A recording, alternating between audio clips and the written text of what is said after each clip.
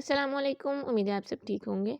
आज का जो चैप्टर है वो फ्रॉड से रिलेटेड है कि हमने चोर के माइंडसेट से देखना है कि वो किस तरह सोचता है, किस तरह फ्रॉड करता है, ताकि हम चोर को पकड़ सकें। लेकिन आपने ये अहद करना है कि आपने ये फ्रॉड के तरीके इसलिए नहीं सीखने कि आपने फ्रॉड करना है, बल्कि इसलिए सीखने हैं कि आप फ्रॉड को पकड़ सकें, चोर को पकड़ सकें। ठीक है? अच्छा जी, तो चैप्टर 19 स्टार्ट करते हैं, फ्रॉड कंसिडरेशन इन ऑडिट। अच्छा जी, सबसे पहले हम देखते हैं fraud types of fraud and responsibilities. ठीक है?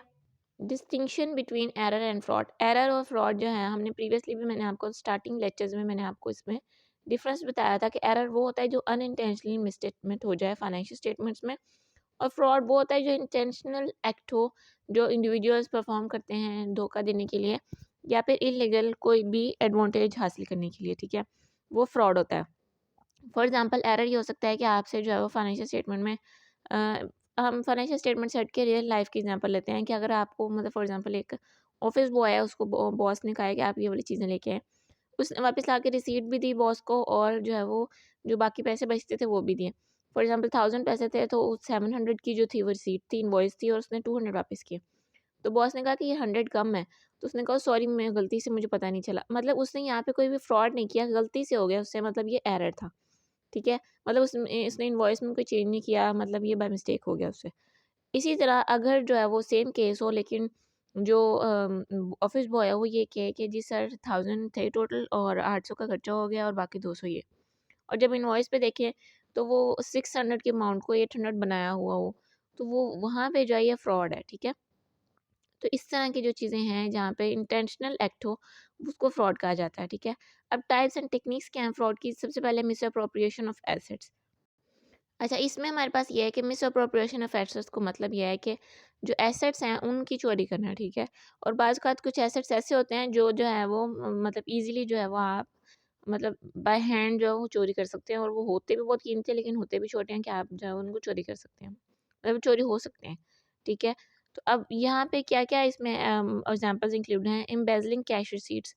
ठीक है? Depositing cash received from customers into personal account. मतलब जो कस्टमर से पैसे जो है बैंक अकाउंट में, जो ऑफ़िशियल बैंक अकाउंट में जाना था, वो वहाँ जाने के बजाय पर्सनल अकाउंट में इन्होंने ट्रांसफ़र कर लिए हैं। ठीक है?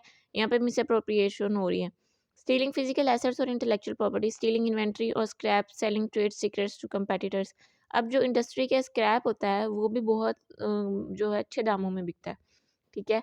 और इसी तरह जो है वो ट्रेड सीक्रेट्स जो हैं वो हर कंपनी के डिफरेंट होते हैं। अगर वो किसी को बताए जाएँ, मतलब वो किसी को सेल कर रहे हो कंपेटिटर्स को, तो ये भी जो है वो एक फ्रॉड में ही इन्वॉल्व होता है। ठीक है? कॉजिंग एन एंटिटी टू पे for goods and services not received. For example अब यहाँ पे जो है वो एसी खराब हो गया है, और मतलब एक रूम में स्टूडेंट्स हैं या कॉलेज है एक, तो वहाँ पे अगर इस रूम में एसी खराब हो गया है, तो एम्प्लॉयज़ कहेंगे जी सर, जो वहाँ पे मतलब वर्किंग हैं एम्प्लॉयज़, तो वो कहेंगे जी सर जी ये एसी खराब हो गया जी, अब इनको सही कराना पड़ेगा। और स्टूडेंट्स जो हैं वो अगले दिन तो बहुत ज़्यादा शोर करेंगे, मतलब अगर एसी ना हो, गर्मी बहुत ज़्यादा है। तो अब वो किसी को भेजेंगे चेक करने के लिए कि वाक़ई ख़राब हैं कि नहीं, और वो जो बंदा भेजे वो भी उसके साथ इन्वॉल्व हो। तो वो भी कहे जी, जी सर ख़राब हैं, और वो हालाँकि असल में ख़राब नहीं थे। तो उनको पता था कौन से थोड़ी ना, जो हायर अथॉरिटीज़ हैं उन्होंने आके जो है विज़िट करना है या चेक करना है। तो उन्होंने जो है फिर वो जो एसी ख़राब नहीं थे, उनके लिए जो है वो बॉस से अमाउंट निकलवा ली। ठीक है? कॉज़िंग एन एंटिटी टू पे for goods and services not received. मतलब जो गुड्स या सर्विसेज़ मतलब जो रिसीव ही नहीं हुई हैं असल में, उनके लिए भी अमाउंट निकलवा लेना। ठीक है? ये भी फ्रॉड है। इसी तरह using an entity's assets for personal use.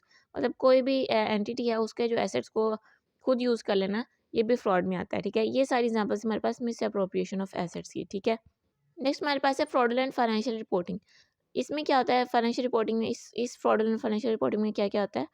अच्छा, इसमें इंटेंशनल मिसस्टेटमेंट होती है फाइनेंशियल स्टेटमेंट में। For example recording fictitious journal entries particularly close to year end to achieve targets. Targets achieve करने के लिए जो है वो जर्नल एंट्रीज जो है वो अपने फर्जी ही बना लेती हैं। Changing assumptions and judgement use to estimate account balances. हमने पढ़ा था कि एस्टिमेट जो होते हैं वहाँ पे जो है वो जजमेंट अप्लाई करना मुश्किल होता है। तो अगर उनको कहें कि आपने इतना एस्टिमेट क्यों अप्लाई किया, तो वो कहते हैं आप बता दें। ठीक है? तो मतलब यहाँ पे भी वो फ्रॉड करते हैं। उन एरियाज़ में करते हैं जहाँ पे जो है वो ऑडिटर जो है उसके लिए भी डिटेक्ट करना मुश्किल हो, या फिर इस तरह की सिचुएशन हो कि जहाँ पे जजमेंट अप्लाई हो रही हो या इस तरह का। ठीक है? एडवांसिंग और delaying recognition of events and transactions, altering records and terms, complex transactions, जिसको मिसप्रिंट किया जाता है, मिसरिप्रेजेंट किया जाता है। कंसीलिंग फैक्ट्स मतलब कि ये जो है वो अमाउंट्स रिकॉर्ड करनी थी, उससे रिलेटेड जो फैक्ट्स हैं उसको कंसील किया मतलब कुछ पाया जा रहा है। अच्छा, इस it's is often committed by management through override of controls.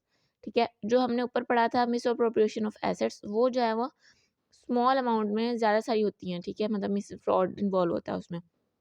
लेकिन ये जो है वो लार्ज स्केल पे होता है, क्योंकि ये मैनेजमेंट करती है, और जो मिसअप्रोप्रिएशन ऑफ एसेट्स है वो एम्प्लॉइज़ करते हैं। मतलब जो लोअर लेवल पे होते हैं वो कर रहे होते हैं, और जो फ्रॉडुलेंट फाइनेंशियल रिपोर्टिंग है ये हायर लेवल पे मैनेजमेंट कर रही होती है। ठीक है?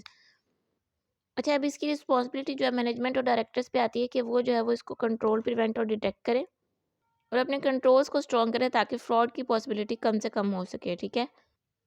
इसी तरह ऑडिटर की रिस्पॉन्सिबिलिटी नहीं होती है कि फ्रॉड को डिटेक्ट किया जाए, लेकिन अगर वो फ्रॉड को उसको पता चल जाए कि यहाँ पे फ्रॉड हो रहा है, तो उसको चाहिए कि वो प्रिवेंट करे और डिटेक्ट करे, और जो है वो उसके लिए टेक्निक्स अप्लाई करे। डिटेक्ट करना नहीं है, लेकिन अगर वो उसको मिल गया है तो उसको जो आइडेंटिफाई करना है रिस्क, अगर मतलब perform procedures to identify risk of material में स्टेटमेंट, और perform procedures on identification of risk of fraud, कि अगर उसको पता चल गया कि फ्रॉड का रिस्क है तो उस पे प्रोसीजर्स अप्लाई करे, और प्रोफेशनल स्केप्टिसिज्म मेंटेन करे। मतलब किसी को भी ये ना जाने कि नहीं है, मतलब ये जो है वो सही सही हो सकता है। हर किसी को प्रोफेशनल स्केप्टिसिज्म के थ्रू जो डील करना चाहिए। ठीक है जी? ये था हमारा चैप्टर 19 का इंट्रो। उम्मीद है आपको समझ आया होगा। कोई भी कन्फ्यूजन हो तो आप पूछ सकते हैं। अपना ख्याल रखिएगा। अल्लाह हाफ़िज़।